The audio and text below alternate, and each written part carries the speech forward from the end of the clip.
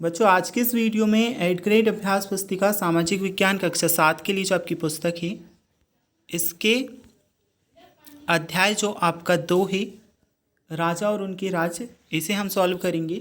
इससे पहले वाली वीडियोस में अध्याय 1 प्रारंभिक कथन 1000 वर्षों के दौरान हुए परिवर्तनों की पड़ताल को हम सॉल्व कर चुके हैं। आज के इस वीडियो में आपको अध्याय 2 राजा और उनके राज्य को सॉल्व कर बताया जाएगा। तो बच्चों जैसे कि आप देख सकते हैं ये आपका अध्याय 2 है। आपके पाठ का नाम है राजा और उनके राज। अब इस पाठ में जो भी आपको प्रश्न दिए गए हैं प्रत्येक प्रश्न विद उत्तर के साथ में आपको बताया जाएगा। एक बार वीडियो को लाइक कर चैनल को सब्सक्राइब जरूर से कर लीजिएगा और प्रत्येक प्रश्न का सही उत्तर आपको इस वीडियो में देखने को मिलेगा। अब जैसे कि आप देख सकते हैं क्वेश्चन नंबर आपका 1 है, प्रश्न क्रमांक 1। राज और राजेंद्र प्रथम द्वारा निर्मित किस स्थान के मंदिर स्थापत्य और मूर्तिकला की दृष्टि से उत्कृष्ट हैं? इसमें आपको अलग अलग ऑप्शंस देखने को मिल जाते हैं, ऑप्शन आ, वा, सा और द। तो बच्चों इसमें जो आपको दिया है तंजावुर और गंगोई कोड चुलपुरम, ऑप्शन ब वाले आपका जो ऑप्शन है सही उत्तर है। इसके बाद में आपका प्रश्न क्रमांक 2 दिया है, चोल काल में नाडु कहा जाता था, किसे कहा जाता था? ऑप्शंस में आपका है गांवों का समूह, जमींदारों का समूह, किसानों का समूह, नगरों का समूह। तो चोल काल में नाडु गांवों के समूह को कहा जाता था, इसलिए आ वाला ऑप्शन आपका गांवों का समूह सही उत्तर है। इसके बाद में हम देखते हैं आपके प्रश्न क्रमांक 3 का उत्तर। गंगा घाटी में गुर्जर प्रतिहार राष्ट्रकूट और पालवंश के शासक सदियों तक किस राज्य पर नियंत्रण करने के लिए आपस में लड़ते रहे? तो बच्चों इस प्रश्न के लिए आपको सही उत्तर में कर लेना है। देखिए कलिंग आपको दिया है, पहाड़पुर, इंद्रप्रस्थ और कन्नौज। अब इसमें आपका जो उत्तर रहेगा कन्नौज आपका सही उत्तर है। नेक्स्ट हम देखते हैं आपका चौथा प्रश्न पूछा गया है, 7वीं शताब्दी के प्रारंभ में राजाओं ने अपने सामंत के रूप में किन्हें मान्यता प्रदान की गई थी? तो इस प्रश्न के उत्तर में आप करोगे 7वीं शताब्दी आते आते उपमहाद्वीप के विभिन्न भागों में बड़े बड़े भूस्वामी और योद्धा सरदार अस्तित्व में आ चुके थे। राजा लोग प्रायः अपनी मातहत या सामंत के रूप में मान्यता देते थे। ठीक है तो बच्चों ये 4th नंबर की क्वेश्चन के लिए आपका आंसर है। यहाँ से अच्छे से देख करके आप कंप्लीट करेंगे। अब हम देखते हैं आपका प्रश्न क्रमांक 5, चालुक्य राजाओं को हराकर दंती दुर्ग द्वारा किए गए अनुष्ठान का विवरण लिखिए। इस प्रश्न के उत्तर में आप करोगे 8वीं सदी के मध्य में एक राष्ट्रकूट प्रधान दंती दुर्ग ने अपने चालुक्य के स्वामी की अधीनता से इनकार कर दिया, उसे हराया और हिरण्यगर्भ सोने का गर्भ नामक एक अनुष्ठान किया। यह अनुष्ठान ब्राह्मणों की सहायता से उत्पन्न किया जाता था। तो ये 5वें प्रश्न का आपका उत्तर, इसे भी आप देख करके यहाँ से कर लोगे। नेक्स्ट आपका आ जाता है क्वेश्चन नंबर 6, चौहान शासकों का राज्य विस्तार किन किन क्षेत्रों में था? तो इस प्रश्न के उत्तर में आप करोगे चौहान शासकों का राज्य विस्तार दिल्ली और अजमेर के आसपास के क्षेत्र पर था।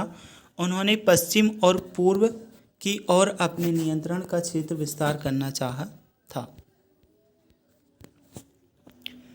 तो ये आपके 6 नंबर का क्वेश्चन है। अब इसके बाद में हम देखते हैं आपका क्वेश्चन नंबर 7 जो आपको दिया है, कल्हण द्वारा कश्मीर के राजाओं का इतिहास लिखने के लिए किन स्रोतों का उपयोग किया गया? कल्हण द्वारा कश्मीर के राजाओं का इतिहास लिखने के लिए शिलालेखों, दस्तावेजों, प्रत्यक्षदर्शियों के वर्णनों और पहले के इतिहासों समेत अनेक तरह के स्रोतों का इस्तेमाल किया गया। तो ये तो आपके 7वें प्रश्न का उत्तर है। बच्चों आपको चैनल को सब्सक्राइब जरूर से करना है क्योंकि आपके जो एग्ज़ाम्स होंगे उनमें भी फुल मदद हमारे द्वारा आपकी की जाती है। ओनली ऑन एक ही चैनल है जो आपकी फुल तैयारी। अब जो आपका क्वेश्चन है, गंगा घाटी के कन्नौज नगर को लेकर किस वंश के शासकों के बीच लंबे समय तक संघर्ष होता रहा? तो इस प्रश्न के उत्तर में आप करोगे गंगा घाटी के कन्नौज को लेकर गुर्जर प्रतिहार राष्ट्रकूट और पाल वंशों के शासकों के बीच लंबे समय तक संघर्ष होता रहा क्योंकि वे एक दूसरे के क्षेत्रों पर अपना नियंत्रण करने का प्रयास करते थे। नेक्स्ट हम देखते हैं क्वेश्चन नंबर 9 आपको दिया है, चोल शासन में सभा की सदस्यता के लिए अर्हता थी। इस प्रश्न के उत्तर में आपका आ जाएगा चोल शासन में सभा की सदस्यता के इच्छुक लोगों की ऐसी भूमि का स्वामी होना चाहिए जहाँ से भू राजस्व वसूला जाता है। उनके पास अपना घर होना चाहिए। उनकी उम्र 35 से 70 के बीच होनी चाहिए। उन्हें वेदों का ज्ञान होना चाहिए। अब नेक्स्ट आपका आ जाता है क्वेश्चन नंबर 10वां। चोल वंश द्वारा किस प्रकार सत्ता प्राप्ति की गई? तो इस प्रश्न के उत्तर में आपका आएगा, कावेरी डेल्टा में मृद रियार नामक प्रसिद्ध एक छोटे से मुखिया परिवार की सत्ता थी। औरैया के चोल वंशी प्राचीन मुखिया परिवार के बिजाले ने 9वीं सदी के मध्य में रियारों को हराकर इस डेल्टा पर कब्जा जमाया। इस प्रकार चोल वंश द्वारा सत्ता प्राप्त की गई। अब देखिए 10वें प्रश्न के बाद में आपका आ जाएगा प्रश्न क्रमांक 11वां। इस प्रश्न में आपसे पूछा है, चोल राजाओं के समय विकसित स्थापत्य एवं मूर्तिकला की विशेषताएं लिखिए। तो इस प्रश्न के उत्तर में आपका होगा, चोल मंदिर अक्सर अपने आसपास विकसित होने वाली बस्तियों के केंद्र पर बन गए हैं। यह शिल्प उत्पादन के केंद्र थे।